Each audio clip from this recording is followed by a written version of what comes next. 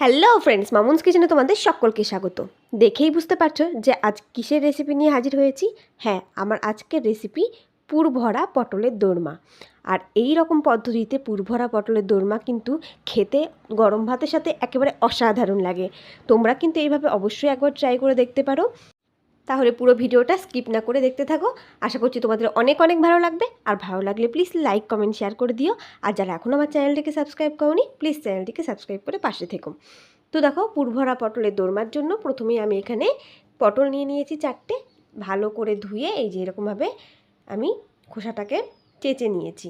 আমি কিন্তু খোসা ছাড়িয়ে নিইনি, একটা ছুরির সাহায্যে ভালো করে চেঁচে নিয়েছি।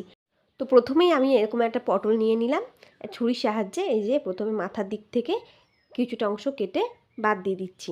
ওটা কিন্তু ফেলে দেবো না, আমাদের পরবর্তীকালে ওটা প্রয়োজন পড়বে। তারপরে একটা চামচের সাহায্যে, চাকুর সাহায্যে কিন্তু এটা হবে না, চামচের সাহায্যে ভালো করে চামচের পিছন দিক দিয়ে এই যে ভিতরের যে পটলের অংশটা থাকে সেই বীজের অংশগুলোটাকে ভালো করে বের করে নিতে হবে। এটা কিন্তু ছুরির সাহায্যে করতে গেলে ভালো হবে না, কেটে যেতে পারে পটলটা, সেই জন্য এটা কিন্তু চামচের সাহায্যেই করে নিতে হবে। তো দেখো, এই যে বীজগুলোকেও আমি ফেলছি না, বীজগুলোও আমার দরকার লাগবে, তো বীজগুলোকেও আমি একপাশে রেখে দিয়েছি আর মাথার অংশগুলোকেও একপাশে কেটে রেখেছি। এখন আমি এই যে দেখো, প্রত্যেকটা ভেতর থেকে কি সুন্দরভাবে আমি বীজগুলোকে বের করে নিয়েছি। এবার একটা মিক্সিং জার নিয়ে নিয়েছি, তার মধ্যে এই যে পটলের বীজগুলো যেগুলো নিয়েছিলাম, ফেলে দিইনি যেগুলো, সেই পটলের বীজগুলোও আমি এই মিক্সিং জারের মধ্যে দিয়ে দিচ্ছি। আর আমি এটার মধ্যে যে পুরের জন্য ব্যবহার করছি, এখানে আমি নিয়েছি মটরের ডাল। তোমরা কিন্তু এই জায়গাটা চিংড়ি মাছ বা পনির বা ছানা এগুলো দিয়েও করতে পারো, বা অন্যান্য ডাল দিয়েও কিন্তু এটা করতে পারো, ভালো লাগে খেতে। তো আমি মটরের ডাল ভালো করে ভিজিয়ে রেখেছিলাম, ভিজিয়ে জল ঝরিয়ে রেখেছিলাম, সেই মটরের ডালটা আমি মিক্সিং জারের মধ্যে দিয়ে দিলাম। এখন এই মধ্যেই আমি দিয়ে দিচ্ছি এক টুকরো মতো আদা আর 2টো কাঁচা লঙ্কা নিয়েছি, ফাটিয়ে দিয়ে দিলাম। এখন এইগুলোকে ভালো করে আমি একটু বেটে নেব। আর খুব মিহি পেস্ট করব না, একটু দানা দানা ভাব রেখেই আমি এটা বেটে নেব, তাহলে এটা খাওয়ার সময় মুখে পড়বে একটু, খেতে কিন্তু অসাধারণ লাগে। এই যে দেখো, দেখতেই পাচ্ছ কীরকমভাবে বেটেছি। তারপরে এদিকে আমি যে পটলগুলো রেখেছিলাম, সেই পটলগুলোর মধ্যে একটু লবণ আর একটু হলুদ মাখিয়ে ভালো করে ভেজে নেব। লবণ হলুদটা কিন্তু ভালো করে মাখিয়ে নিতে হবে, ভিতরেও যতটা সম্ভব পারা যায় ভালো করে মাখিয়ে নিতে হবে। তারপর এদিকে আমার লাগছে এই রান্নাটার জন্য পেঁয়াজ, আমি এখানে গ্রেট করে রেখেছি একটা ছোটো সাইজের পেঁয়াজ। আর এখানে আমি মশলার জন্য ব্যবহার করেছি কয়েকটা কাঁচা লঙ্কা, শুকনো লঙ্কা, কয়েক টুকরো আদা নিয়েছি আর 1 চামচ মতো জিরে। এটাকে এখন আমি ভালো করে বেটে নেব। তারপর এই কড়াইতে আমি দিয়ে দিচ্ছি পরিমাণ মতো সর্ষের তেল। তেলটা ভালো করে গরম করে নিয়ে এরপর আমি একে একে পটলগুলোকে দিয়ে দিচ্ছি, এগুলোকে একটু ভালো করে ভেজে নেব। আর এই পটলের সাথে পটলের যে টুপিগুলো সেগুলোকেও কিন্তু ভালো করে বেশাতেই ভেজে নিতে হবে। তো দেখো, এক পাশ আমাদের এরকম ভাজা হয়ে গেছে, লাল লাল করে একটু ভেজে নিয়েছি। আর এটাকে কিন্তু খুব লাল করে ভাজবো না, একটু সবুজ সবুজ ভাবটা রেখেই ভাজবো, দেখতে সুন্দরও লাগবে আর খেতেও একটু ভালো লাগবে। এই যে আমাদের ভাজা হয়ে গিয়েছে, এখন তুলে নিলাম। তারপর আমি ওই তেলের মধ্যেই 1/2 চামচ মতো দিয়েছি কালো জিরে, জিরেটা একটু ভাজা ভাজা করে নিয়েছি। তারপরে আমি এর মধ্যে যে বেটে রেখেছিলাম মটরের ডাল আর পটলের বীজগুলো, সেই বাটা বীজগুলো দিয়ে ভালো করে তেলের সাথে মিশিয়ে একটু ভেজে নেব। একটু শুকনো শুকনো করে ভাজতে হবে এটা, যেন কোনো কাঁচা গন্ধটা না থাকে। আর মাঝখানে আমি সামান্য একটুখানি লবণ আর দিয়েছি সামান্য একটুখানি হলুদ গুঁড়ো। এবার লবণ হলুদ দিয়ে ভালো করে এই ডালটাকে ভালো করে একটুখানি ভেজে নেব। আর যতক্ষণ পর্যন্ত না এই যে কড়াই থেকে এরকম উঠে আসছে ততক্ষণ পর্যন্ত শুকনো শুকনো করে ভেজে নিতে হবে। এই যে দেখো, আমাদের পুরটা কিন্তু একদম রেডি হয়ে গেছে। এবার পুরটাকে ভালো করে ঠান্ডা করে নিয়েছি। এখন এই যে পটলের মধ্যে এই পুরটাকে চিপে চিপে একদম ভরে ভরে পুরগুলোকে ভরে দেবো।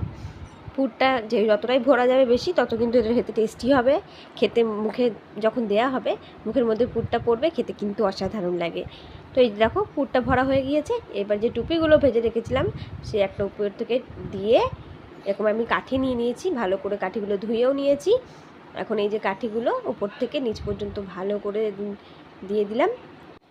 ব্যাস, আমাদের একদম পুর ভরা পটল কিন্তু একটা একদম রেডি হয়ে গেছে। এই রকমভাবে দেখো, আমি প্রত্যেকটা রেডি করে নিয়েছি। তারপর আমি কড়াইতে দিয়ে দিলাম আর একটু সর্ষের তেল, তারপর আমি এর মধ্যে দিয়ে দিচ্ছি গোটা জিরে ফোড়ন। ফোড়নটাকে একটু লাল লাল করে ভেজে নিয়েছি। এরপরেই আমি এর মধ্যে দিয়ে দিচ্ছি পেঁয়াজ, যেটা গ্রেট করে রেখেছিলাম সেটা। তোমরা চাইলে কিন্তু এখানে পেঁয়াজ বাটাও ব্যবহার করতে পারো। এদিকে দেখো পেঁয়াজটাকে আমি ভালো করে লাল লাল করে ভেজে নিয়েছি। যতক্ষণ এর কাঁচা গন্ধটা চলে যাচ্ছে ঠিক ততক্ষণ পর্যন্ত আমি পেঁয়াজটাকে ভেজে নিয়েছি। আর তারপরেই আমি এর মধ্যে দিয়ে দিয়েছি যে মশলাটা বেটে রেখেছিলাম, সেই বাটা মশলাটাও দিয়ে ভালো করে এখন এটাকে কষিয়ে নেব। যাতে মশলাটা পুড়ে না যায় তার জন্য আমি একটু জল ব্যবহার করেছিলাম। এখন আমি এর মধ্যে দিয়ে দিচ্ছি লবণ পরিমাণ মতো, দিয়েছি হলুদ গুঁড়ো আর একটু ধনে গুঁড়ো। এবার খুব ভালো করে এই মশলাগুলোকে এই বাটা মশলার সাথে মিশিয়ে নিচ্ছি। খুব ভালো করে মিশিয়ে নিতে হবে আর মশলাটা একটু ভালো করে কষিয়ে নিতে হবে যেন কোনো কাঁচা গন্ধ না বেরোয়। আর এই মশলা কষানোর সময় কিন্তু এর মধ্যে আমি দিয়েছি কয়েক দানা চিনি। এতে কিন্তু মিষ্টি হবে না, টেস্টটা একটু ব্যালেন্স হবে, তো তার জন্য চিনিটা দিয়েছি। তোমরা যারা চাইছো না স্কিপ করে যেতে পারো। তো দেখো এরপর আমি একটুখানি জল দিয়ে ভালো করে মশলাটাকে কষিয়ে নিলাম। মশলা কষানো হয়ে গেছে। এখন আমি এর মধ্যে যে মিক্সির মধ্যে ডাল বেটে রেখেছিলাম সেই মিক্সিতেই জল দিয়ে সেই জলটা আমি এর মধ্যে দিয়ে দিচ্ছি। তাহলে কী হবে, ফ্লেভারটা কিন্তু খুব ভালো হবে। ব্যাস এবার এই জলটাকে ফুটতে দেবো। ঝোলটাকে দেখো ফুটে এসেছে, ঝোলটা ঘন হয়ে এসেছে অনেকটা। আমার ডাল একটুখানি বেঁচে ছিল বলে আমি একটু ডাল বাটাটা আমি এর মধ্যে দিয়ে দিয়েছি, তার জন্য আমার গ্রেভিটা আর একটু ঘন হয়েছে। তারপরে আমি এর মধ্যে দিয়ে দিলাম পুর ভরা পটলগুলো। একটু সাবধানে দিতে হবে, আর বেশি নাড়াচাড়া করলে কিন্তু হবে না, তাহলে মুখগুলো খুলে যেতে পারে পটলের, তখনই পুরটা কিন্তু বাইরে বেরিয়ে আসবে। তো দেখো হালকা একটু নেড়ে চেড়ে নিলাম। তোমরা অনেকেই আছো যারা আমার ভিডিওগুলো তো দেখছো কিন্তু তাতে কোনো রকম লাইক বা কমেন্ট করছো না। তাদের উদ্দেশ্যেই বলছি, রেসিপিগুলি ভালো লাগলে অবশ্যই লাইক কমেন্ট করো। তোমাদের এক একটা কমেন্ট কিন্তু আমাদের কাছে ভীষণভাবে মূল্যবান। তো দেখো কথা বলতে বলতে আমাদের পটলের দোরমা কিন্তু একদম রেডি হয়ে গেছে, নামিয়ে নিলাম। তো ফ্রেন্ডস দেখলে তো কত সহজে আমি আজকে এই পুর ভরা পটলের দোরমা রেডি করেছি। এরকমভাবে তোমরাও একদিন বাড়িতে অবশ্যই ট্রাই করে দেখতে পারো, ভীষণ ভালো লাগে গরম ভাতের সাথে। আর আমার রেসিপি যদি তোমাদের ভালো লেগে থাকে অবশ্যই কমেন্ট করে জানিও। ভালো লাগলে লাইক কমেন্ট শেয়ার করে দিও। আর যারা এখনও আমার চ্যানেলটিকে সাবস্ক্রাইব করোনি তাদের কাছে অনুরোধ রইল, প্লিজ চ্যানেলটিকে সাবস্ক্রাইব করে দিও। আজকের মতো এই পর্যন্তই, দেখা হচ্ছে নতুন কোনো দিন নতুন কোনো রেসিপি নিয়ে। ততদিনের জন্য তোমরা সুস্থ থেকো, ভালো থেকো, ধন্যবাদ।